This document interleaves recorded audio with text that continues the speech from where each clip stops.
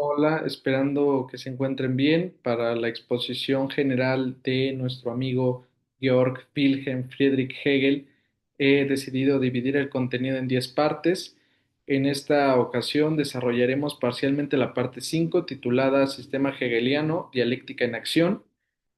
Como mencioné, en este momento no se expondrá la totalidad del apartado, sino únicamente lo referente al tema de la autoconciencia que reconoce y solo dando un ejemplo de los dos que contempla originalmente Hegel para la comprensión de dicho tópico. Para la consecución de tal propósito, comenzaremos por señalar ciertas nociones básicas de su sistema filosófico. Pues el sistema de Hegel encuentra su completa formulación en la Enciclopedia de las Ciencias Filosóficas en Compendio, con las tres partes que la componen. Recoge ahí la definición de la filosofía como la investigación de las cosas por el pensamiento, siendo este un conocimiento que se opera mediante la reflexión. El objeto de la filosofía es la verdad única, es decir, el absoluto y todas las cosas finitas que se resuelven en él. El absoluto es un término que se desarrolla a finales del siglo XVIII y a principios del XIX, sobre todo con este movimiento del idealismo alemán que desarrollan autores como Fichte, Schelling y por última autor como culmen de ellos, pues Hegel. Se trata de un absoluto cuya esencia consiste en el devenir. El término alemán que usan es Werden, como unidad dialéctica del ser y del no ser. Esto es algo así como un ser que huye de la nada y consiste en estar llegando a ser. En efecto, el absoluto es la identidad en la diferencia, es decir, uno y múltiple a la vez, sujeto y objeto, comprende en su totalidad toda la unidad y la diversidad de los seres, siendo un devenir que se realiza a través de las diferencias, los cuales son momentos o manifestaciones de la idea, siendo esta la perfecta expresión del absoluto. El movimiento de la idea o del absoluto es al mismo tiempo el movimiento o evolución de la realidad. El modo de ese movimiento es la dialéctica. Y pues como en el principio de esa dialéctica se encuentra la negación del clásico principio de la no contradicción, ya que también desde el principio el absoluto encierra en sí su ser y el no ser. Y esta contradicción será para Hegel la fuerza que impulse el absoluto a su despliegue necesario de autorreflexión, expresándose a través de la posición de sucesivos momentos que, pues, por terminología que se ha popularizado y que le han adjudicado erróneamente Hegel, sobre todo comenzó con Marx, que es una terminología más propia del filósofo Fichte, antecesor de Hegel, bueno, está Fichte, Schelling, después Hegel, este, que es tesis, antítesis y síntesis, ¿no? Entonces, el absoluto pues se va a desplegar en estos momentos, ¿no? Que es el momento en sí, en términos hegelianos, el momento para sí y el tercer y último momento que es la unión del momento en sí y para sí. En términos fictianos y pues que se han atribuido erróneamente a Hegel, como ya les comentaba, pues la tesis en este caso sería el ser, la antítesis, que es el momento para sí, es el no ser, y la síntesis, que es la unión del momento en sí y para sí, es el devenir. Y esta actividad dialéctica también es a su vez circular y progresiva. ¿Por qué circular? Porque justamente el absoluto entra en un proceso de autorreflexión para volver en sí, pero una vez ya analizados todos los procesos que fueron necesarios para llegar a ser absoluto. Y justamente es progresivo porque se van superando diversos momentos en esta dinámica dialéctica, ¿no? que justamente el último de los momentos, la síntesis, ¿no? Que es esta unión del en sí para sí, es justamente la superación de los dos momentos anteriores, la tesis, la antítesis o momento en sí y momento para sí. La filosofía de Hegel consiste en un intento, bueno, demostrar este desarrollo progresivo del espíritu absoluto y el método dialéctico cabe señalar que pues, ha sido utilizado consciente y sistemáticamente por primera vez en nuestra filosofía occidental por Sócrates y Platón, ¿no? Bueno, claramente nosotros conocemos a Sócrates por Platón, ¿no? Lo dicen que es un invento de Platón, este Sócrates, pero bueno. Pero en realidad, si bien podemos encontrar sus orígenes comprobables por sus obras. Este método es tan antiguo como la filosofía misma, porque, o sea, la dialéctica consiste en el diálogo, en la discusión. Y en este caso, ¿cómo podemos observar esa discusión, ese diálogo?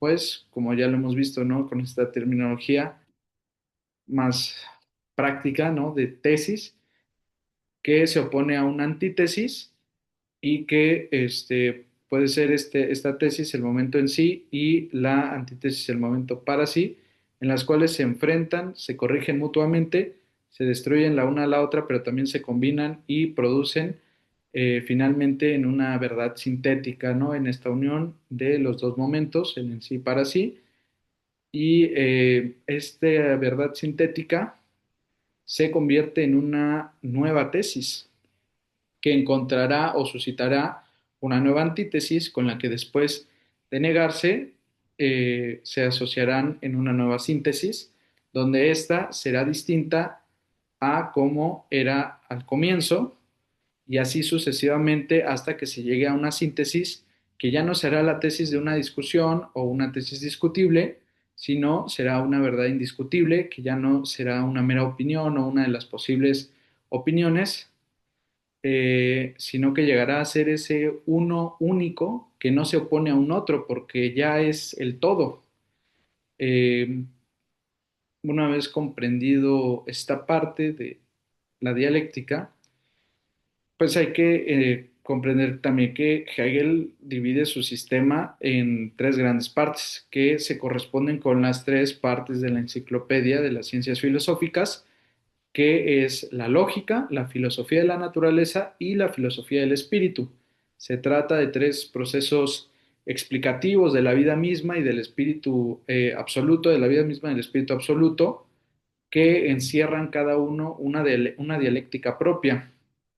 En esta ocasión, como solo veremos el tema de la autoconciencia que reconoce, pues únicamente veremos la parte de la filosofía del espíritu en su parte de espíritu subjetivo, porque justamente, como ya lo mencioné, ¿no? Estos procesos, estos momentos que se superan para llegar a ser absoluto, pues pasan por primero ser eh, estos tres momentos, ¿no? Lógica, filosofía de la naturaleza y filosofía del espíritu.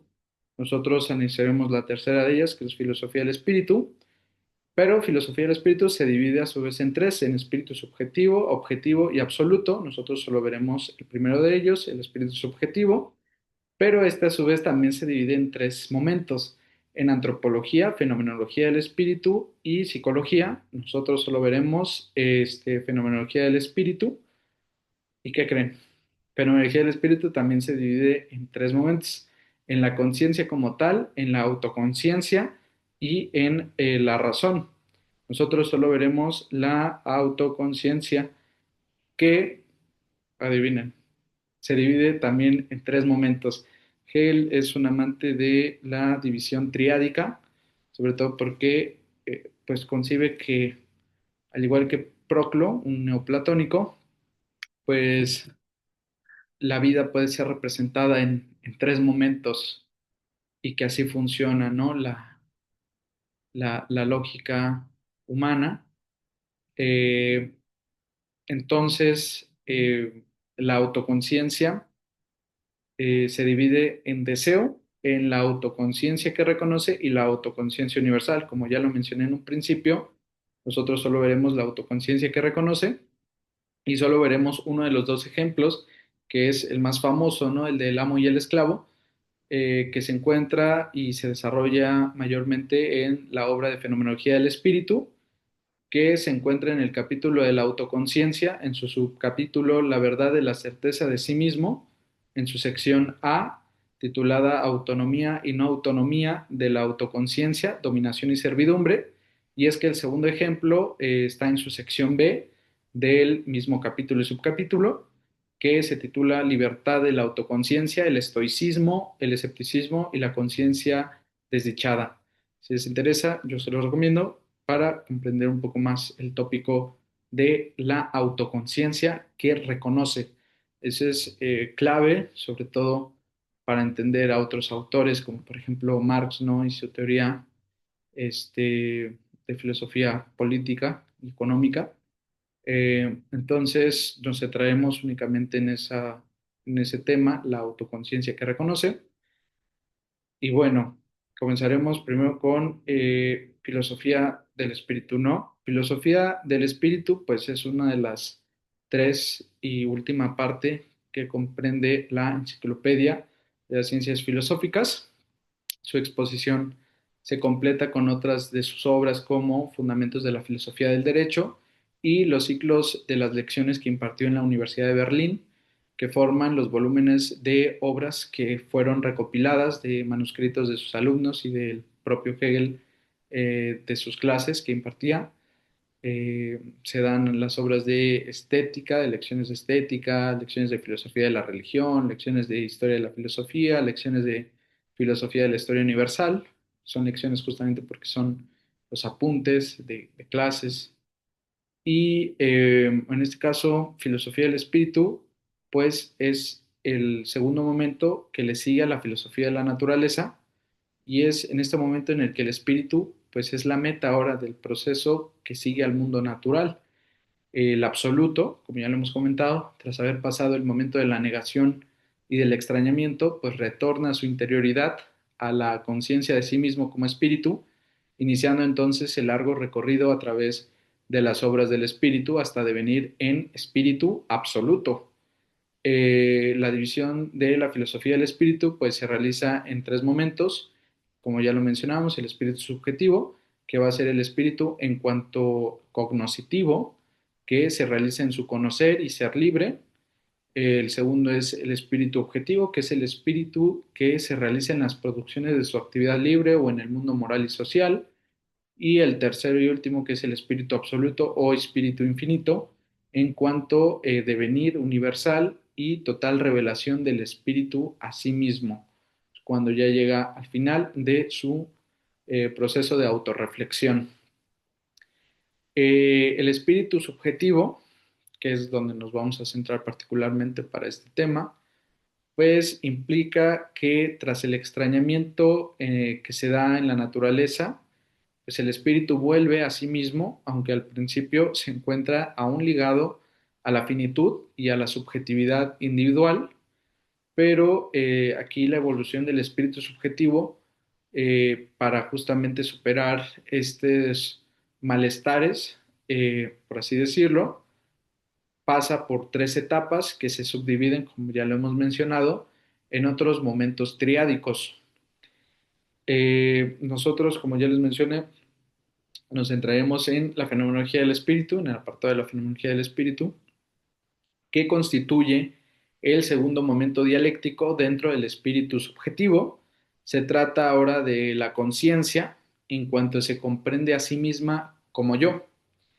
Hegel resume aquí, de hecho, las posiciones centrales que había descrito en su obra anterior, que es Fenomenología del Espíritu, súper conocida, eh, y esta obra pues se refiere a la experiencia de la libertad de la autoconciencia. En su sección A, como ya les mencionaba, del capítulo sobre la autoconciencia, titulado Autonomía y no autonomía de la autoconciencia, dominación y servidumbre, pues es el pasaje más citado y celebrado de la fenomenología, el de más alcance histórico por su influencia y a menudo malentendido, sobre todo por la sobrecarga de las interpretaciones ideológicas que desfiguran sus rasgos fenomenológicos, que es en un inicio lo que quiere imprimir Hegel. Y pues estamos en el origen de la experiencia social de la libertad y en este apartado se vislumbran las circunstancias históricas que están en su base como, como las existenciales, las sociales, las éticas y las jurídicas. Hegel aquí se abstiene metódicamente de alegar circunstancias históricas concretas que podrían mermar o tergiversar la amplitud de su análisis, aparte de que la historia no entra en la fenomenología directamente en su facticidad inmediata, sino solo como trasfondo de experiencia social, o sea, como un ejemplo sobre la que se puede dibujar el perfil del análisis fenomenológico propiamente dicho. O sea, aquí la historia es únicamente como un ejemplo para explicar este tema fenomenológico del espíritu.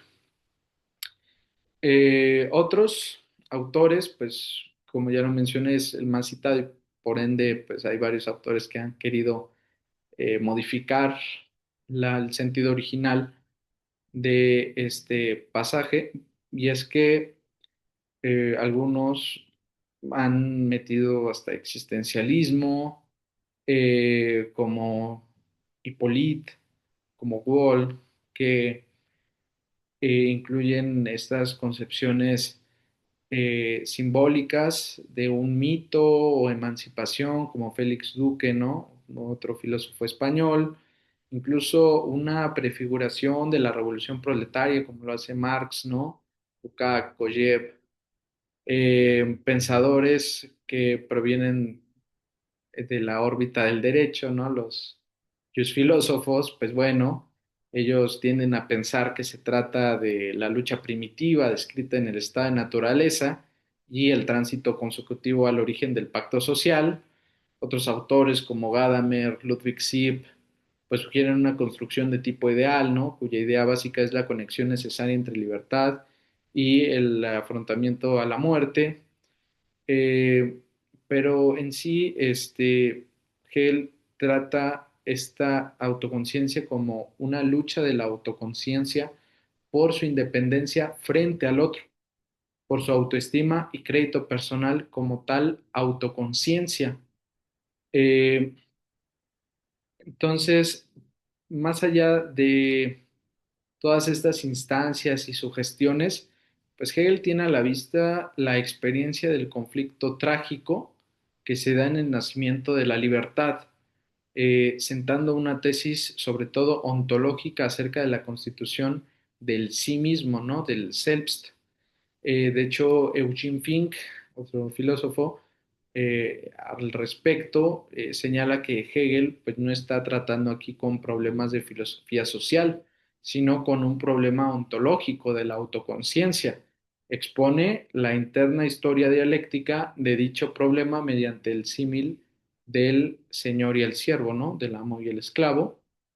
Y, por ejemplo, esto, si bien no excluye en modo alguno el carácter ontológico, porque de hecho estas interpretaciones pues explican más bien el alcance social, ¿no? y político del tema que somete Hegel a estudio.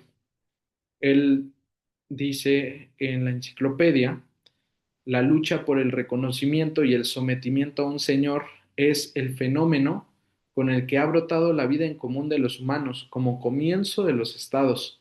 Es el comienzo fenoménico o exterior de los estados, no su principio sustancial. Y ahí podemos entrar al análisis de la idea de reconocimiento. En cuanto a idea del reconocimiento, este es una idea del reconocimiento recíproco. La autoconciencia, escribe Hegel, es en y para sí, en tanto que y por el hecho de que sea en y para sí, para otro. Es decir, solo es en cuanto es reconocida. Entonces, frente a la tesis solipsista de la autoconciencia, recordemos que el solipsismo es una forma de idealismo derivada del fenomenismo de Berkeley, otro filósofo inglés, que él habla justamente de un idealismo dogmático, en el cual se afirma que no existe nada más que el yo o uno mismo y sus ideas. Uno solo puede estar cierto de esas dos cuestiones, de que yo existo y mis ideas existen, mas no puedo estar seguro de que todo lo que me rodea, tanto personas como el mundo, existen. Frente a esa tesis, Hegel sostiene que la relación del yo libre consigo mismo está mediada necesariamente por la relación con el otro. Por lo tanto, se requiere de la otra autoconciencia como elemento provocativo y corroborativo de la obra de uno mismo.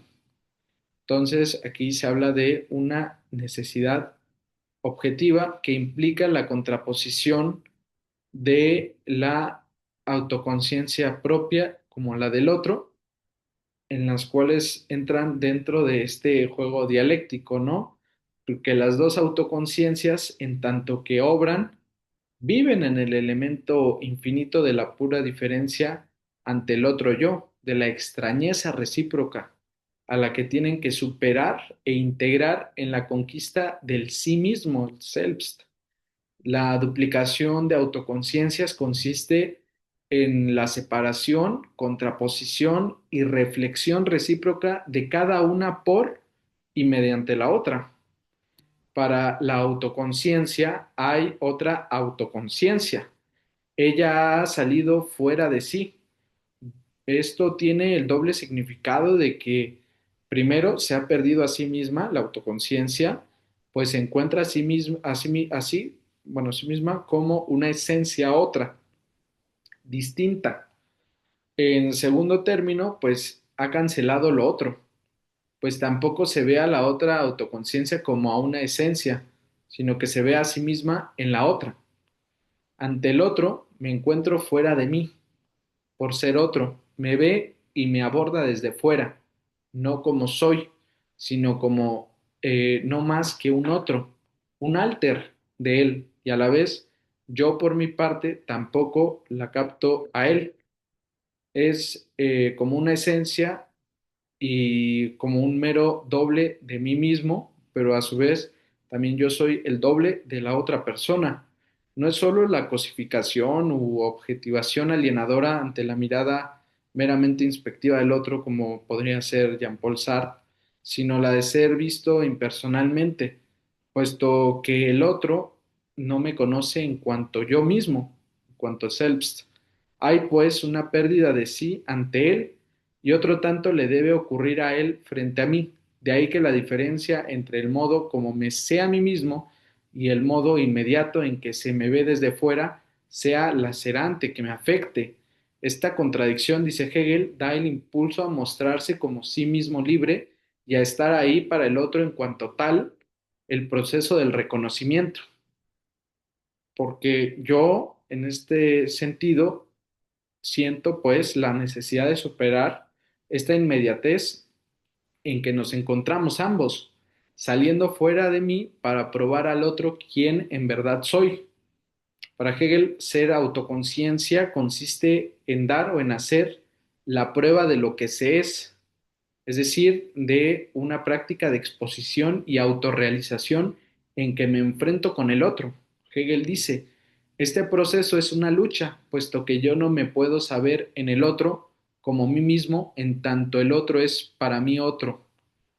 Eh, Tengo pues que superar esta extrañeza u otredad mía para él, mostrándome ante él como un sí mismo y por tanto superar a la otra esencia independiente, pues al cabo ella no es para mí más que otro yo.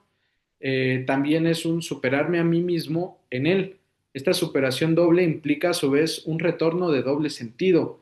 Me recobro a mí para mí en lo que expongo acerca de mí y a la vez lo libero a él para sí mismo o lo restituyo a él hacia su sí mismo en la medida en que dejo de verlo como mero doble mío. Ahora bien, este planteamiento se repite invertido desde la otra autoconciencia, pues se trata de una acción que implica a ambas. De ahí que precisa Hegel que el movimiento tenga el doble significado de ser tanto su actividad como la actividad de la otra, pues la otra es igualmente autónoma, está igualmente cerrada y resuelta en sí, y no hay en ella nada que no sea por ella misma. En otros términos, por muchos esfuerzos que yo haga para manifestarme y liberarme de mi extrañeza u otredad ante él, no ser para él más que un otro impersonal, no podría lograrlo si él no lo consiente o se rehúsa a manifestarse del mismo modo. Una actividad unilateral sería inútil porque, como advierte Hegel, lo que deba ocurrir solo puede llegar a ocurrir por medio de los dos. El movimiento ha de ser recíproco en correspondencia y colaboración, pues se trata de esencias dotadas de interioridad y actividad de por sí, en virtud pues de su autonomía como libertad. Ella no puede ser forzada a reconocerme en lo que soy si ella misma no se deja negar, pero no hay que entenderlo única y exclusivamente en el sentido estricto del conflicto sociopolítico, sino en el originario existencial de disputa. Una segunda observación es pertinente respecto a que solo se es reconocido por un igual. Ojo con esto, porque cualquier otra instancia de reconocimiento, si es superior, puede resultar una concesión graciosa y gratuita, y si es inferior, una muestra de adulación o servidumbre, por lo que el reconocimiento es algo que o se merece uno en propio o no tiene validez alguna. Hay pues que hacerle ver al otro quién realmente soy, y esto es negando su juicio inmediato sobre mí y superándolo hacia un ajuste progresivo, y otro tanto ha de hacer él para ser reconocido por mí. Esto implica exponerse ante él y recuperarse o volver sobre sí, conquistando la propia independencia y autonomía de uno. La acción recíproca ha de ser realizada a la par y en doble sentido, como ya hemos comentado, de modo que se encuentren ambos en una relación de igualdad y reciprocidad, compartiendo en algún respecto una forma de vida.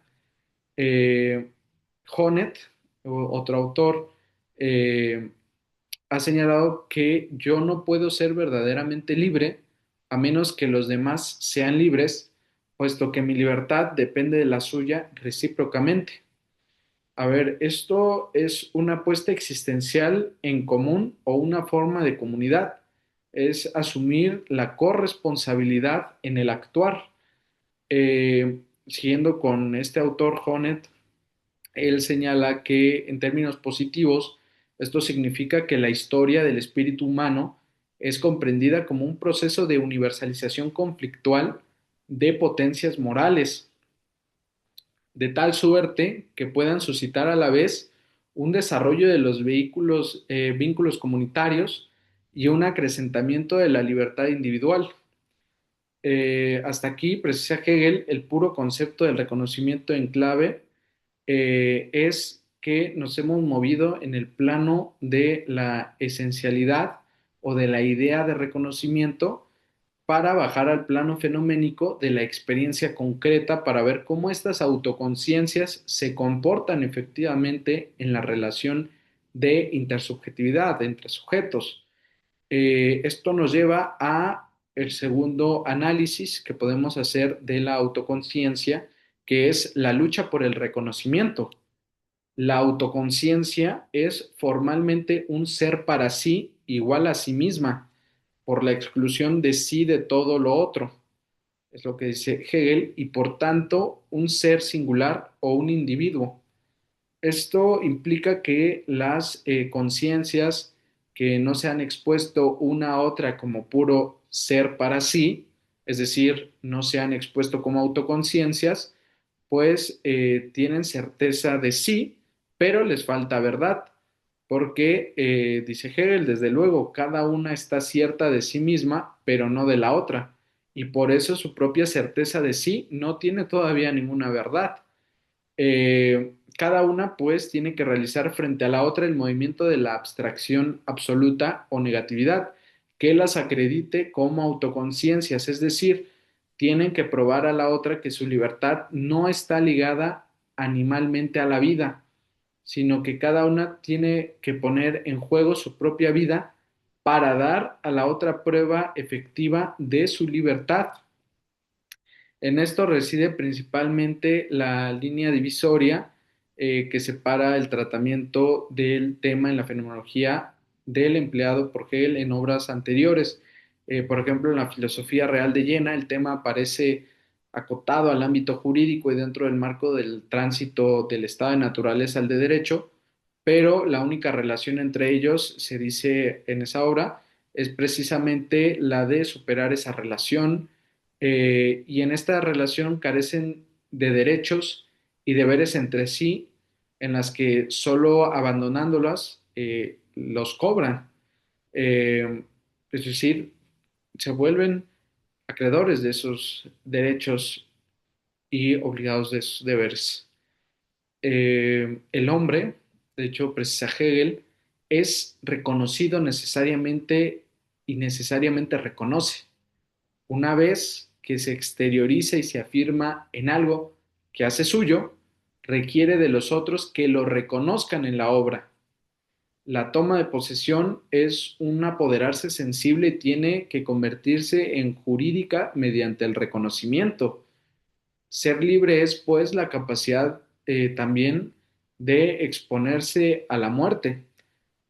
Él dice, la vida del espíritu no es la vida que se asusta de la muerte y se preserva pura de la devastación, sino la que la soporta y se mantiene en ella.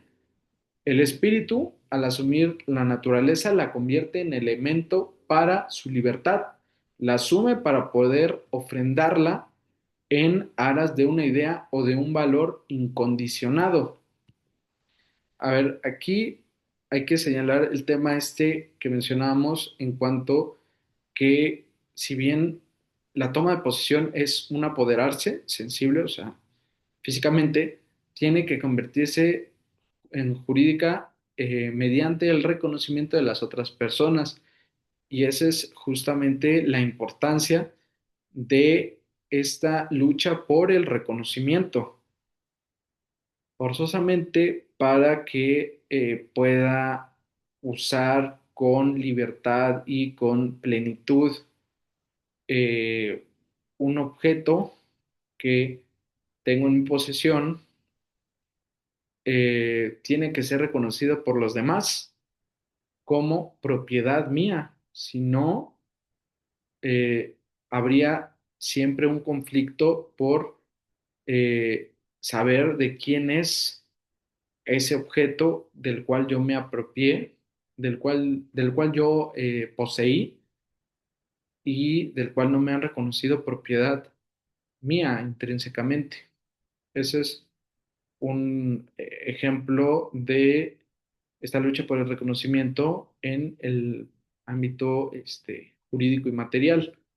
Y ahora, en cuanto a que la vida del espíritu no es la vida que se asusta de la muerte, y que no es la que se preserva pura de la devastación, sino la que soporta y se mantiene en ella, pues esto implica que la lucha a vida y muerte es en parte expresión metafórica de que la voluntad solo se puede experimentar en cuanto tal si se muestra de un lado como incondicionada y si del otro aprende a ponerse completamente en cuestión.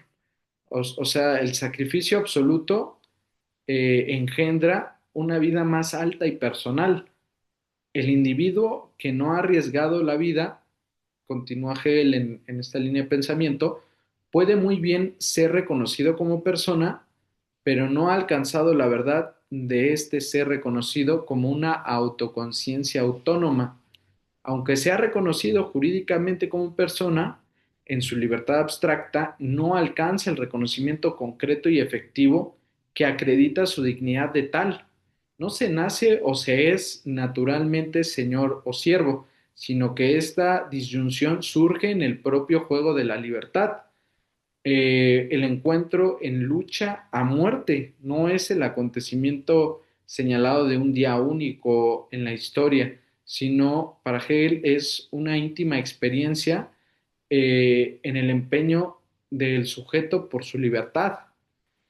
Eh, en esta situación se da esta libertad en cada acto de decisión, en que se decide quién realmente somos y queremos ser frente al otro y los otros, de modo que esa escena puede darse, repetirse en cualquier lugar de la Tierra, en cualquier época de la historia, inclusive en cualquier existencia personal, porque no es la lucha por la comida ni por un puesto de trabajo, sino ante todo por la dignidad de ser libre y de ahí el profundo sentido existencial eh, de lo que quiere dar a entender Hegel. No es preciso jugarse la vida, sino para explicar o para que se manifieste más bien esta conquista por la libertad, sino que también se puede dar cuando se está en una situación en la que peligra la seguridad, el bienestar, el éxito, el rango social, eh, inclusive el afrontamiento radical con el otro puede llegar a ser una experiencia por la conquista de la libertad y la dignidad en situaciones comunes, conflictivas, que inclusive pueden llegar a ser inesperadas. Ahí, en esas situaciones, tanto las mencionadas como las que comentamos cotidianas inesperadas, eh, se elige o ser libre y no claudicar o definitivamente doblegarse y someterse a la voluntad del otro. En tales casos, prevalece existencialmente o a la corta o a la larga, y no solo como prototipo, sino incluso socialmente, como valor directivo el que arriesga su vida por la libertad. Kojev dice, ser hombre es no ser retenido por ninguna existencia determinada. El hombre tiene la posibilidad de negar la naturaleza e incluso su propia naturaleza, cualquiera que sea. Él puede negar su naturaleza animal empíricamente, puede querer su muerte, arriesgar su vida, ser más y otra cosa que ser solamente viviente. Ese es justamente en dos sentidos, puede analizarse negar la naturaleza de uno para llegar a ser autoconciencia de sí mismo, superar ese estadio natural para poder ser libre eh, de mi condición natural, mi condición animal. Es un momento de superación, ¿no? De un devenir. Y también esta cuestión de la muerte, arriesgar la vida para conseguir la libertad, poniendo en conflicto a la vida,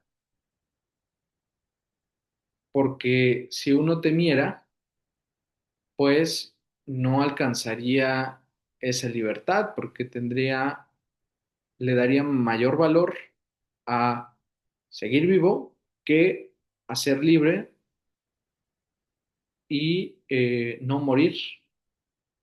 De hecho, más adelante vamos a ver cómo, si bien el miedo consiste en un momento parcialmente en el cual pueda llegarse a ser libre, no llega a completarse o a concretarse ese deseo porque no actúa materialmente.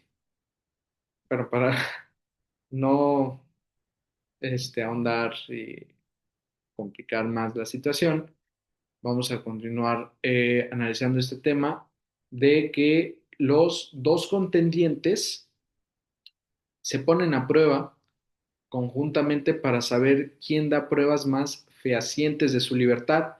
El afrontar la muerte es, pues, necesario para superar la posición natural de la autoconciencia. Sin embargo, si se produce la muerte de uno de ellos, ya no hay posibilidad de ser reconocido o de reconocer, ¿no?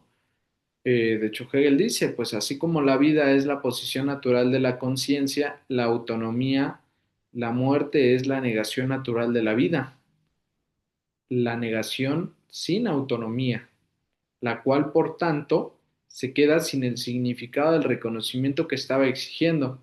O sea, simplemente no es morir por ser libre, porque si mueres, pues, no podrás ser libre, no podrás llegar a tener esa autonomía. eh, Sino que hay que mantenerse vivos para poder disfrutar esa libertad.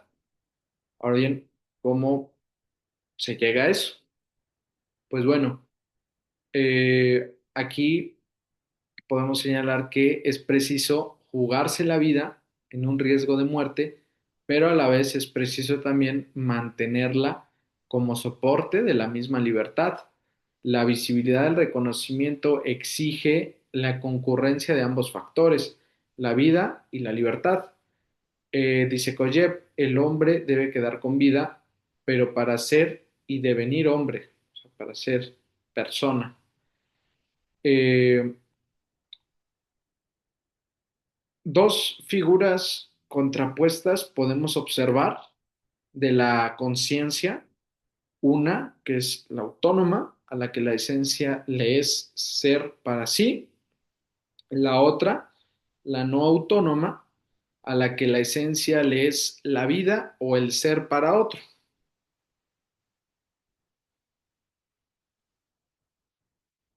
¿Qué he dicho aquí? Esto es cuando podemos ya introducirnos al tema al que en un principio, pues, es más ejemplificante de este tópico, porque, a ver, cuando decimos que la esencia de la autonomía le es ser para sí, ser libre, la no autónoma, la esencia le es la vida o el ser para otro. La, este ser para otro es aquella que es el Señor y esta es el siervo. El que apuesta por la libertad, jugándose la vida, merece ser señor y se erige como la autoconciencia autónoma o independiente en su puro ser para sí. Por el contrario, el que recula, el que huye de la lucha y acaba refugiándose en la vida, merece la derrota y su destino es la dependencia o la servidumbre. Como decía Heráclito, la guerra, madre y señora de todas las cosas, probó a algunos como dioses y a otros como hombres, y decidió la suerte de los libres y los esclavos. Aquí damos comienzo a la dialéctica de señorío y esclavitud, o de amo y esclavo, en la cual, pues, es preciso hacernos una pregunta. ¿Cómo se comportan ambas figuras de autoconciencia entre sí? A ver, desde Aristóteles hasta Locke, el derecho a la esclavitud se fundaba en que el enemigo vencido en una guerra justa podía ser matado, pero si el otro ofrece trabajos serviles por su vida, condenada a muerte claramente, se puede renunciar al derecho a matarle en un intercambio ajustado a derecho. Esclavo por naturaleza es, por el contrario, aquel que no posee una razón autónoma activa, y el esclavo es, como en Aristóteles en su Politeia, un instrumento viviente. Se trata de una autoconciencia. Esto es un ser capaz de libertad, pero privado de todo derecho. Por tanto, es una autoconciencia inesencial, reducida a cosa en su extrema alienación, en el Entfremdung. Y aquí cabe hacer una pausa para señalar cuál es la distinción entre alienación y extrañamiento, porque hay claramente, cuando hablamos de estos dos términos, de alienación y extrañamiento, una distinción porque Marx los utiliza indistintamente y eso ha generado que pues se conciban como iguales, pero no. De hecho, Hegel trata en su obra de esclarecer el sentido de la alienación y del extrañamiento, que son claves para entender en su obra la constitución de la sociedad moderna, cómo se constituyen las sociedades modernas. Importa mucho distinguir claramente estas dos categorías que a menudo, justamente les mencionaba, se mezclan, incluso se confunden, y es este concepto del extrañamiento, el Entäuserung, y la alienación, que es el Entfremdung. La categoría de extrañamiento pertenece estructuralmente al nivel fenomenológico, como lo hemos estado viendo, de la autoconciencia y la razón, que son apartados de la fenomenología, y significa genéricamente objetivación, y más concretamente exteriorización en su término alemán, ¿no? Äußerung. Pero ese extrañamiento es extrañante, enajenante, es decir, con un toque específico de sorpresa por la perplejidad en que cae el sujeto al verse objetivado como cosa frente a sí y además expuesto en el mundo, sometido su obra, su yo, en el juego de las interpretaciones, lo que veíamos en la duplicidad, ¿no? De las autoconciencias, en ver al otro como un doble mío y no como un otro en sí. Eh, y es que este efecto de vaciamiento de sí se recoge tanto en el prefijo ent, en cuanto a salida de sí, desentrañamiento, y en el radical o raíz del término alemán Äußerlich, es decir, ponerse fuera en lo externo y fijado como cosa, como algo extraño al propio yo. En cambio, el radical raíz fremd remite expresamente a lo ajeno que es hostil, implica un despojo o pérdida del sí mismo en cuanto cae bajo un poder ajeno que se apropia de ella, de su ser, la invierte en su sentido y la vuelve contra el sujeto. O sea, estos son dos niveles distintos, como lo podemos observar en este análisis, en cuanto a su morfología lingüística. Y es que el extrañamiento concierne propiamente a la acción del individuo en el nivel ontológico de su práctica. La alienación, por su parte, a un determinado orden social en su conjunto que ha perdido su esencialidad común, es decir, ese vínculo entre sujetos que los une por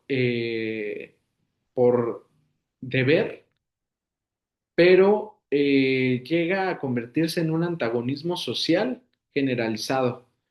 El extrañamiento es un hacerse cosa, enajenándose en su propio objeto y cualquiera que sea la figura del mundo en que acontezca, es decir, que esto puede ocurrir en un mundo perfectamente estable, sin conflicto social, ya que la alienación, pues, esta sí necesariamente requiere de una vida ética colectiva que se ha descoyuntado, que se ha despojado, con la que el propio individuo en determinados procesos sociales entra en conflicto, en enfrentamiento y en expoliación inhumana, es decir, en despojo de la humanidad del otro ser. Ahí se da la alienación, pero no necesariamente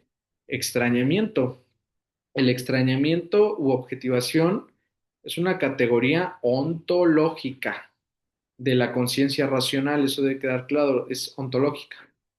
Eh, y la alienación es una contrafigura histórica del sí mismo del espíritu, el trascendental u ontológico, sería el extrañamiento, y el histórico social, que sería la alienación. Entonces, la alienación presupone necesariamente el extrañamiento, pero el extrañamiento no implica en sí un régimen social de alienación. El yo alienado marca al yo extrañado al arrebatar su obra en que se ha puesto como sí mismo, o sea, su obra en el cual se identifica, pero no a la inversa, pues en el mejor mundo social imaginable, como ya les comentaba, esto es sin explotación inhumana, se daría necesariamente la experiencia existencial del extrañamiento y no así la alienación social, porque este solo se da en justamente el mundo donde hay un antagonismo y enfrentamiento social por esta cuestión del despojo de la humanidad que se le hace a la persona que se identifica a través de su obra. Su obra no necesariamente a través del trabajo, pero es donde más se visibiliza, porque el trabajo implica cultura, sino también inclusive por medio de la religión, por medio del pensamiento, o sea, de de las ideas. eh, Uno puede llegar a sentirse no propio de sí mismo. Eh, por ello, Hegel entiende que la alienación es un acontecimiento trágico en la vida del espíritu, pero este acontecimiento es esencial o necesario. Sin embargo, esto no equivale a afirmar que todo extrañamiento sea o tenga que ser por necesidad alienado, ya lo hemos visto, ¿no? En un mundo ideal, inclusive podría llegar, siempre estaría presente esta experiencia existencial del extrañamiento, de no sentirme yo, pero no por una cuestión histórico-social. La alienación en sí, sí es un modo histórico y social de objetivación como pérdida de sí y un esfuerzo por construir el sí mismo, mientras que el extrañamiento es un presupuesto, como ya les decía, ontológico de la apertura al mundo y a la alteridad, ¿no? Al otro. Por eso les digo, Karl Marx en sus manuscritos de filosofía, pues toma el extrañamiento, el Entäuserung, por alienación, Entfremdung, o sea, confundiendo ambas categorías hegelianas y de paso acusando a Hegel de haber dado una versión idealista del fenómeno social de la alienación. Eh, es decir, una versión idealista como únicamente ver a la alienación como este sujeto y objeto, pasando con ello por alto o sencillamente desconociendo Marx las páginas en las que Hegel dedica al tema en esta sección al espíritu alienado, ¿no? En la cultura.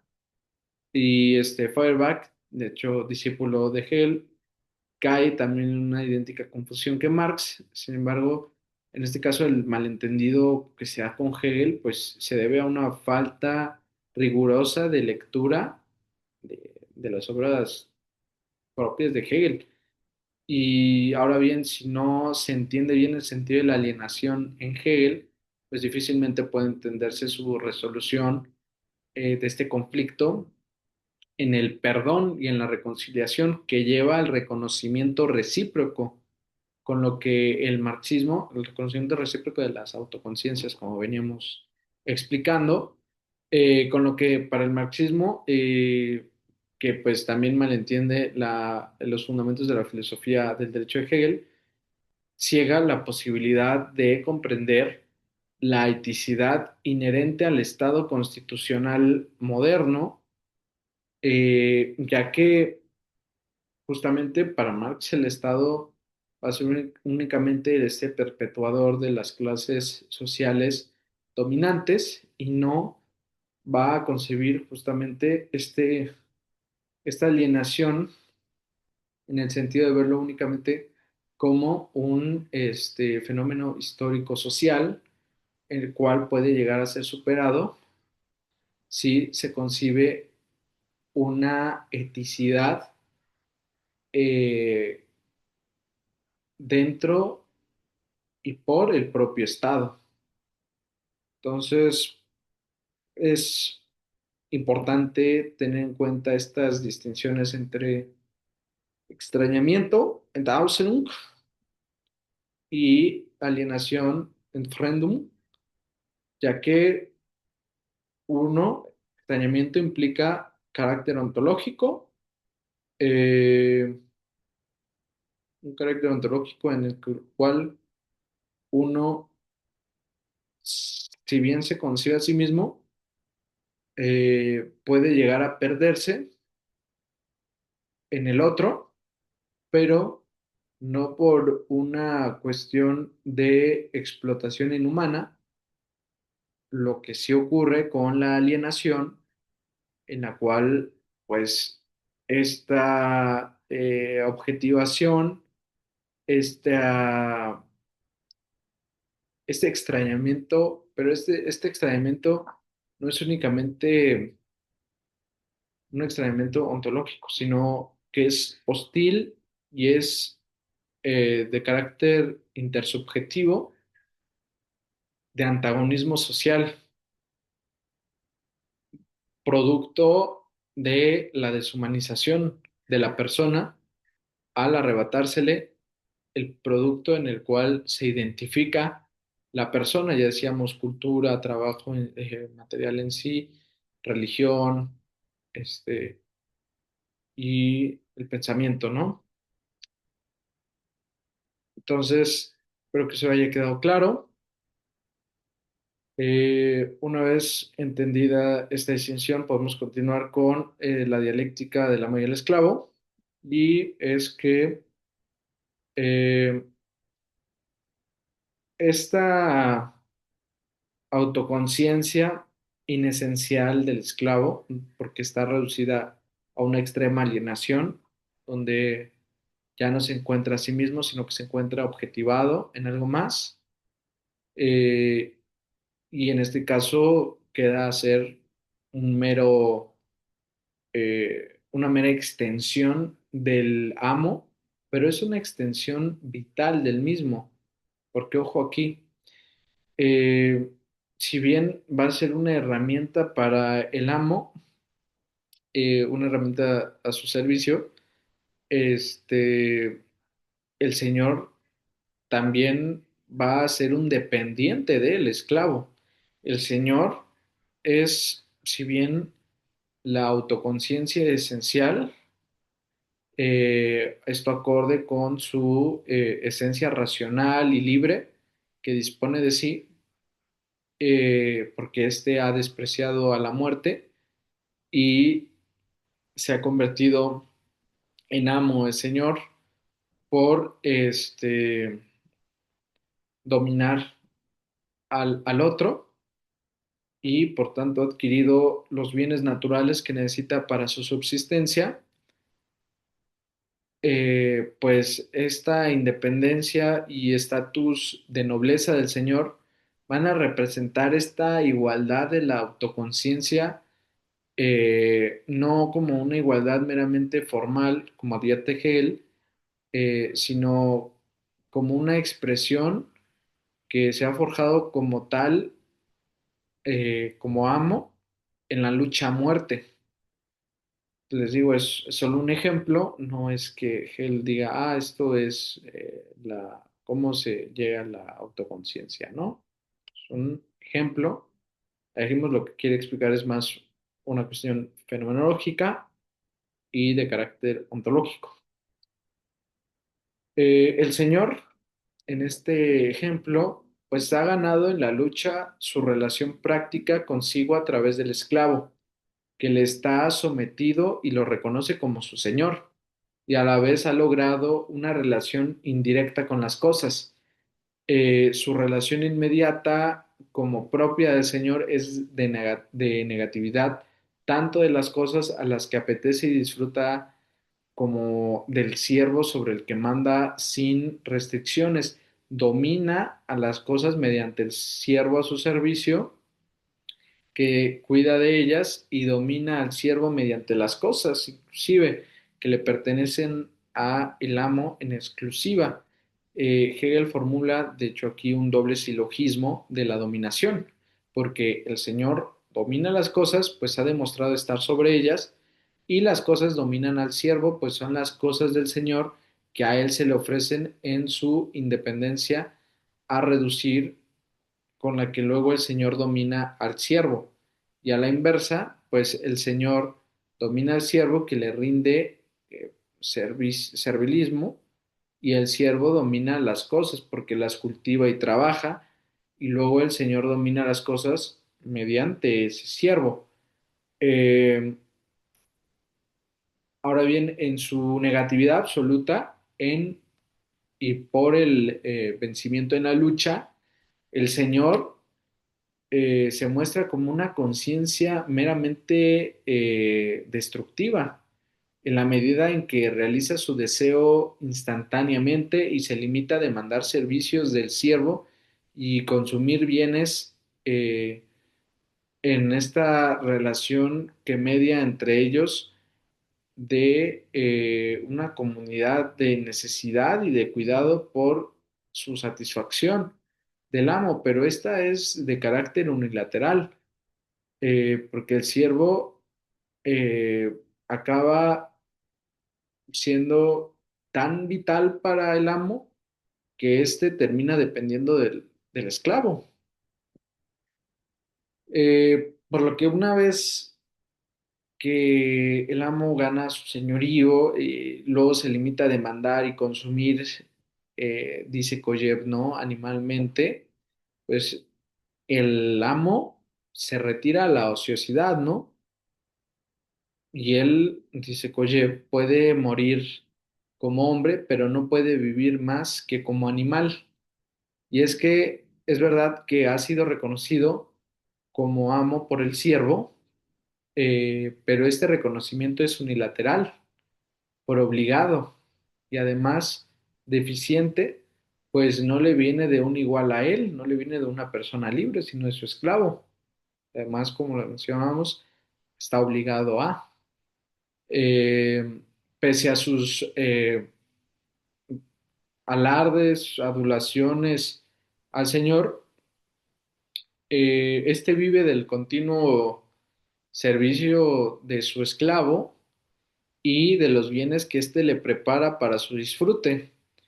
Es el mismo acatamiento el que hace la esencia del poder. Si éste varía, pues el poder sucumbe. Como dice ingeniosamente Gracián, no hace el santo quien lo adora, sino quien lo adora. En realidad está en manos de su siervo, este amo, y éste se está desvaneciendo por su dependencia práctica de quien gestiona enteramente su cuidado, por dedicarse solo a consumir. Ese es el problema en el que se encuentra el amo. Esta situación de dependencia, de hecho, con respecto a la conciencia servil, acaba socavando su propia autoconciencia de señor. Se ha invertido, pues, la situación de partida que dio lugar a ser amo. Hegel se apresura a anticipar el desenlace final de ello. Él dice, pero así como el dominio del Señor mostraba que su esencia es lo inverso de lo que quiere ser, también la servidumbre llegará sin duda a completarse y cumplirse en lo contrario de lo que es inmediatamente, irá hacia dentro de sí misma y se convertirá en la verdadera autonomía. Esto nos lleva a la pregunta de cómo llega el siervo a esta liberación. Ya se sabe que la conciencia servil es dependiente e inesencial, no tiene esencia, dependiente por partida doble del Señor a quien teme y de la cosa cuya independencia le confirma su esclavitud. Inesencial porque tiene su esencia y su verdad fuera de sí, en su Señor, en quien haya el modelo de un ser para sí logrado en el abierto desafío a la muerte, pero no logra interiorizar esta verdad. Ella no ha llegado a la negatividad absoluta. El siervo ha experimentado, si bien el miedo a la muerte, aun cuando huyera en el desafío, la muerte y el Señor absoluto, como la denomina certeramente Hegel, pues todo el poderío de este mundo se funda en última instancia en poder infligir la muerte. Más que miedo, precisa Hegel, ha sentido la angustia, angst, por su esencia toda, y se ha disuelto interiormente, se ha estremecido en sí misma enteramente y ha sacudido todo lo que hubiera en ella. Esta posibilidad se le depara cotidianamente a su condición de siervo. Él sabe lo que es la libertad porque lo ve en la verdad de sí que encuentra en su Señor, en su amo. Sabe también lo que es sufrir la muerte cada día en el servicio a su amo, que acaba disolviendo poco a poco su apego animal a la vida, y si tiene alguna obsesión es la de ser libre, como su Señor. Este camino de liberación se llama formación, Bildung, y lo transita a través del trabajo, el Arbeit. En este extremo se alcanza a ver el contrapunto con su Señor, ya que este es apetencia inmediata, instintiva, cuasi animal, mientras que la apetencia del siervo es, por el contrario, apetencia reprimida por el temor al Señor y por la disciplina. Eh, Se dice que el temor de Dios es la fuente de la sabiduría, en la medida en que no sea servil, sino venerativo de su majestad. Aquí en el siervo es la obediencia a su Señor la que mantiene la represión de su apetito y con ello se le abre la posibilidad de una satisfacción diferida que le va a venir del fruto de su trabajo. Si además la apetencia del Señor en su absoluta negatividad es destructiva o devoradora, la del siervo es una negatividad formadora, capaz de transformar la materia con la que trabaja e imprimir en ella una nueva forma y por tanto no puede destruir la cosa, sino transformarla. El trabajo, eh, la poiesis, según Aristóteles, al que sigue aquí también Hegel, es una virtud productiva que trae algo a ser o lo pone delante, es decir, resplandece en el objeto con el que trabaja la idea que había en la mente del trabajador, ¿no? En este caso, por ejemplo, el artesano. El artesano plasma en la obra su poder hacer. Su acción es expresión de su propio ser en su singularidad. El hacerse de la obra por el artesano es, según Aristóteles, tecné, productiva en cuanto a exis o disposición intelectual y por tanto autorrealización y autorreflexión de sí a través de su obra. El producir hace desaparecer lo dado inmediatamente como mero ser o mera naturaleza y hace surgir una nueva forma que permanece por su objetividad. Se ha pasado, por tanto, de un orden natural, de lo que se me da inmediatamente como madera, por ejemplo, y pasa al orden cultural e histórico, ¿no? Por ejemplo, una estatua. Hay además en ello un segundo sentido imbricado de suma trascendencia, al hacer desaparecer y superar la independencia de la cosa en tanto que son las cosas del Señor. El siervo supera también el poder del Señor y de la naturaleza sobre él, porque inclusive aunque el siervo estuviera dominado por las cosas del mismo, él al trabajarlas, las desaparece por convertirlas en algo más, y ese algo más que convierte es la impresión de la conciencia del esclavo que trabaja sobre esa cosa. Entonces ahí es como una primera superación para alcanzar su libertad.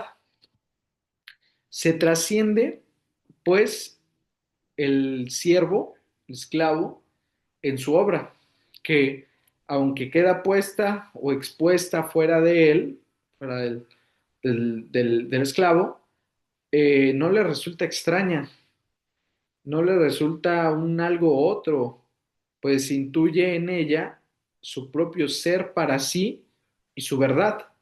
Lo que era para él algo mandado por el Señor, con el sentido que éste quería darle en su uso y finalidad, pierde ese sentido ajeno, impuesto y alienante, ese fremder sin, y se torna sentido propio, Egner sin, conforme a la intencionalidad y valor que él ha querido darle en su hacer. Su obra se debe a su intención y poder del esclavo. Esto es lo decisivo, lo que constituye la libertad de la autoconciencia. No es solo la confirmación de sí mismo en las cosas existentes, sino la imposición de sí mismo frente a la dependencia respecto de ellas, para que el trabajo pueda servir de base a una verdadera autoconciencia. Debe dimanar por el contrario de la conciencia del poder de quien lo manda a hacer. Eh, en estas líneas, pues Hegel, bueno, en estas no, porque estas líneas son de Gadamer, lo último que mencioné, pero en esta cuestión de que el trabajador, además de superar la parte de el dominio de las cosas sobre él y del dominio del amo sobre él al mandarle a hacer cosas, pues aquí Hegel expresa el patos y el ethos del trabajo, su orgullo y su dignidad en la conciencia, por ejemplo, de nuestra actualidad, en la conciencia moderna del trabajador. También podríamos hacer esa comparación, y es que el trabajo, en ese sentido, libera y dignifica a la persona, porque en su obra se tiene objetivado, permanente en su ser para sí. El tercer aspecto de la comparación de señor y siervo en lo que respecta a la satisfacción, pues bueno, la del señor es consumista y egoísta y vale solo para su particularidad. En cambio, la satisfacción en el producto del trabajo es formalmente universal, pues encierra un valor objetivo capaz de satisfacer cualquier necesidad de cualquier persona en cualquier tiempo y lugar, es decir, una necesidad humana. Su trabajo llega a satisfacer una necesidad humana.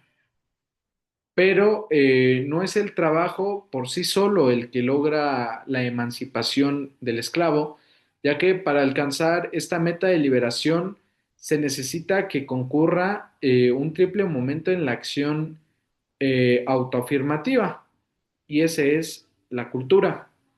Eh, Esta es un paciente y constante quehacer que es autodirectivo, yo lo dirijo, reflexivo, de educación y de liberación. En primer lugar, el temor a la muerte, que desencadena la actividad negativizadora y otorga la conciencia de ser mortal, es a el que tiene que cuidar de sí, porque solo estriba en su posibilidad, porque el desarraigo obligado de todos los vínculos naturales a que es sometido le da a su trabajo la seriedad de un esfuerzo para subsistir y afirmarse en su propio hacer y nada más. Y en segundo lugar, pues el servicio con su disciplina y obediencia, con el rigor de la necesidad, sin los cuales el temor se queda estancado en lo formal y no se difunde por la efectiva realidad consciente de la existencia, pues mata su querer particular y obstinación, superando la inmediatez interior del deseo, y hace de esta enajenación y de temor al Señor, al amo, el principio de la sabiduría, a saber, el paso a la autoconciencia universal. Y en tercer lugar, el momento del trabajo formativo, porque sin el cultivar y el formar, el temor permanece como interior y mudo, y la conciencia no llega a ser para ella misma. Los tres a una conjuntamente constituyen la verdadera formación de sí. La autoconciencia del Señor, por tanto, se disipa inexorablemente porque ha aligerado con su triunfo el sacrificio de la vida, de que fue capaz un día para relajarse luego en la ociosidad y el consumo improductivo. Eh, lo que llamó justamente Ortega y Gasset la mentalidad del señorito satisfecho, ¿no? Donde ha desaparecido la cultura viva, que es esa paideia, ese Bildung, eh, ese cuidado de sí y autoformación, y por decirlo en términos hegelianos, es que se ha naturalizado la libertad como hábito ordinario del consumo de derechos, pero falta la autoexigencia del deber. Por eso, en una sociedad de demandas y reclamaciones, de cultura predirigida y consumista, de individualismo posesivo y socialismo gregario, hay más libertades y derechos, pero menos libertad. Precisamente a propósito de esta cuestión, concluye Gadamer en su ensayo, dice que le parece que Hegel ha diseñado con su dialéctica del amo y el esclavo el esbozo de una verdad válida. Si es que debe haber libertad, entonces lo primero que hay que hacer es romper la cadena que nos ata a las cosas. Y en las cosas no se cuentan solo las meramente naturales, sino también todos los contenidos socialmente prefijados e impuestos que nos atan y dominan. Ya lo vimos con las eh, superestructuras, ¿no? El desenlace de la dialéctica en este sentido, pues podemos observar en este último análisis de cuál es el desenlace que tiene esta dialéctica del amo y el esclavo, y es que aquí se ha desvanecido el Señor como figura de libertad. Ha quedado desalojada de la existencia histórica, se ha emancipado el siervo en la figura de un nuevo señor de autoexigencia, cultivo de sí, productividad, y la libertad no será un patrimonio a heredar, sino una conquista de cada día. Es verdad que se han necesitado revoluciones políticas, reformas religiosas, pero todas quedan vanas si no las acompaña como su motor la emancipación personal. Escribe Kojev, el Señor no es un verdadero, no es un hombre verdadero, no, porque no es más que una etapa, es incluso un impas, no será nunca satisfecho por la servidumbre, pues solo lo reconocen los esclavos, es el esclavo el que llegará a ser el hombre histórico, el hombre verdadero en última instancia, en último lugar, y el filósofo que comprenderá el porqué y el cómo de la satisfacción definitiva por el reconocimiento mutuo. Eh, Porque al término de la dialéctica no hay pues reconocimiento en esta dialéctica de lo esclavo, no hay pues reconocimiento al que todavía lo espera un largo camino, que es que no se puede dar reconocimiento a partir de las condiciones desiguales de partida. Para el reconocimiento es preciso que el amo hiciera para sí lo que hace contra su siervo al dominarlo, esto es dominarse a sí mismo, lo que nunca hace quien actúa con esta conciencia supremacista de amo, de señorío, y que el siervo a su vez hiciera contra el señor lo que éste hace en su contra, es decir, someterlo, lo que de hecho sin contrapartida sería tanto como volver la torna inversa, porque si bien no se puede reducir el sentido del metarrelato a una lucha de clases, pues la nueva dominante, la nueva clase dominante podría reincidir en su supremacía, en viejos errores y volverse despótica y explotadora como lo hemos visto en la historia. Pues lo fundamental para Hegel en este trance dialéctico es el surgimiento de un nuevo tipo humano que se ha hecho a sí mismo en el trabajo y la cultura, una verdadera autoconciencia de libertad que encarna al hombre, persona verdaderamente libre, porque se rige por el pensamiento. Ser libre es poder pensar por sí mismo, mostrando, es lo que Hegel muestra como la emancipación del señorío y la barbarie, superado el conflicto permanente en el estado de naturaleza, desemboca en el pacto social al modo de los teóricos jurídicos del siglo XVII, como Hobbes y Spinoza, a los que también pues, Hegel conocía, pero que ha tomado la opción Hegel de profundizar en la nueva experiencia que se le abre al recién liberado, es decir, la experiencia del pensar y la autoformación racional en la ciencia, la religión reformada y la praxis social y política moderna. En suma, el paso a la autoconciencia universal viene a señalar la dimensión conjunta de formación individual y progreso social que está implícita en la idea del reconocimiento de esa autoconciencia que reconoce. El espíritu se toma su tiempo como se ha de ver por la historia y sus combates.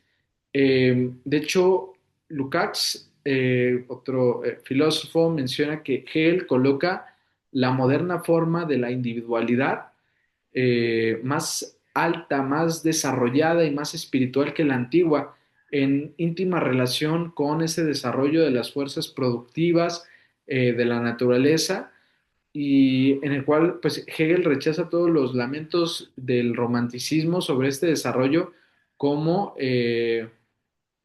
pues mera sensiblería, pero al mismo tiempo Hegel ve que el tipo humano producido por el desarrollo de las fuerzas productivas en el capitalismo y por el capitalismo es la negación práctica de todo lo grande, alto y significativo que ha engendrado la humanidad hasta el presente.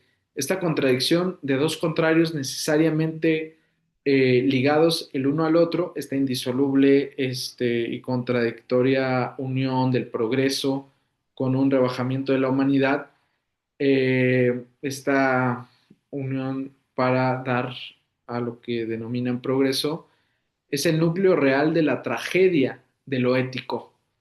Es por ello que es necesario reconocer en ello el fundamento de un nuevo pacto social autorreflexivo que encarna ahora en nuestro Estado democrático. Esa es la conclusión que podríamos llegar después del análisis de esta dialéctica del amo y el esclavo y que es el ejemplo de el tema principal que es la autoconciencia que reconoce. Es necesario que para que yo pueda reconocerme, reconozca al otro como alguien en sí mismo, como no estamos temas kantianos, porque aquí no es la cuestión, sino es porque en ese momento que justamente llega superándose a través del reconocimiento recíproco, ya que las dos personas se encuentran objetivizadas en un extrañamiento eh, y que se supera al ver en el otro no a un doble mío, sino como alguien que es, en tanto que es, como lo que es en sí realmente, y al hacer eso, pues yo puedo llegar a reconocerme a mí mismo y el otro también puede ayudarme justamente porque es necesario ambos para poder llegarse a reconocerse a sí mismos como son. Y ese malestar que uno siente al no ser reconocido y, y que implica no reconocerse, quede superado y por lo tanto pueda haber ese vínculo intersubjetivo entre sujetos para conformar ese estado de eticidad, ese estado ético, eh, ya que uno, hasta personalmente, cuando no es reconocido como uno se considera así, y es que hay que entender que uno va a poder llegar a considerarse como propio, con su personalidad, si es que no ve en el otro, si es que no se ve en el otro como, como sí mismo, porque el otro tiene otras características, tiene otros contextos que lo hacen ser un único en el mundo, porque eso te lleva a pensarte cómo eres tú en sí mismo y que el otro te reconozca como tal también, no que te vea como una mera extensión de sí o como un otro de él, sino que te vea como alguien que es distinto a él. Es distinto a él, pero eres un igual porque ambos estamos vivos y tenemos libertad. Entonces, ese reconocimiento y ese bienestar, tanto ontológico, del que uno se sienta bien en su existencia por sí misma, como en su aspecto social, en cuanto que no se encuentren enfrentados y antagonizados las personas, como lo podemos ver en la polarización, en la confrontación entre personas por verse como, no como, sí, como distintos, pero como distintos hostiles, ¿no? Es por eso el término que se distingue de extrañamiento y alienación. La alienación concibe esa objetivación ajena, pero ese ajeno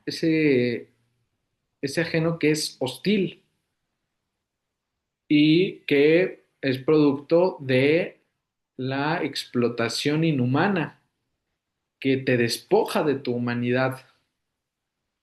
¿Cómo te despoja? A través de quitarle el sentido, despojarte del sentido de tu producto. Ya lo decíamos, con el trabajo, ¿no? Por ejemplo, uno puede llegar a dignificarse y a plasmarse y reflejarse a sí mismo, pero debe llegar a materializarse ese reconocimiento por el otro. No es unilateral este proceso de reconocimiento de autoconciencias que se reconocen, sino es recíproco, implica eh, al otro.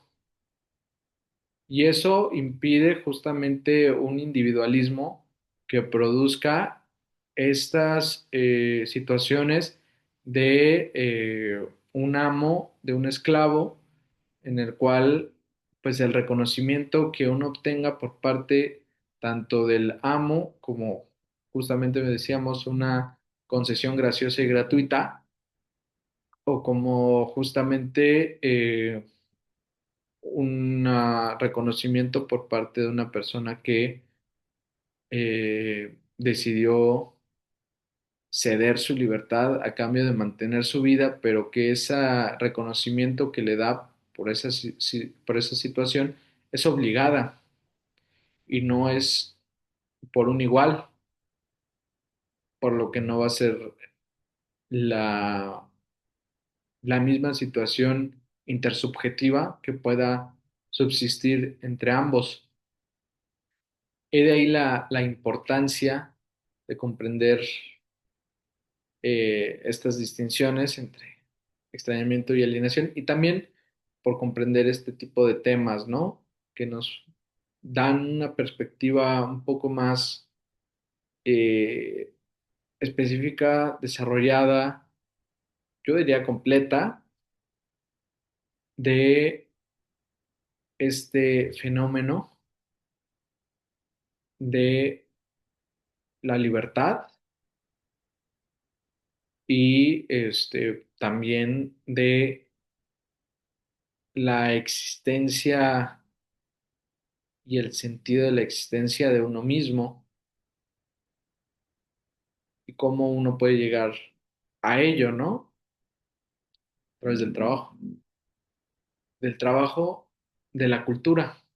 La cultura es ese proceso de autoformación en el que uno pues busca instruirse en varios temas, varios razonamientos que a uno lo lleven a ser en su libertad, independiente y autónomo, y que por tanto pueda desarrollar sus intereses y lo que comúnmente se llama, ¿no? Proyecto de vida. Esa es la reflexión que yo atisbo y que me gustaría conocer sus opiniones respecto de ello, así como para cualquier precisión, estaré pendiente de sus comentarios y más adelante estaré tema por tema exponiendo el sistema filosófico de Hegel, que, como ya se los he mencionado múltiples veces, es un autor que si bien es exigente por necesitar una, un previo conocimiento histórico y de conceptos filosóficos, puede llegar a abarcar esta totalidad de temas de manera integral y porque ese es prácticamente su propósito y el propósito del idealismo, en este caso el idealismo alemán, que es el punto máximo de esta corriente idealista que busca esta unión entre un sujeto y un objeto en el absoluto. El absoluto es ambos y para llegar a entenderse ese absoluto se despliega en ese desarrollo autorreflexivo, que como ya les he comentado, es circular y progresivo por esta cuestión de el devenir, de la superación de los momentos anteriores hasta llegar a ser una verdad indiscutible, una verdad que se convierta en absoluta al no haber ya negación alguna sobre dicha tesis, dicha verdad, dicho momento en sí. Entonces, fue un gusto haber comentado estos temas y si les interesare algún otro tema, con gusto eh, leeré los comentarios y escucharé sus opiniones para traerles un video más. Muchas gracias.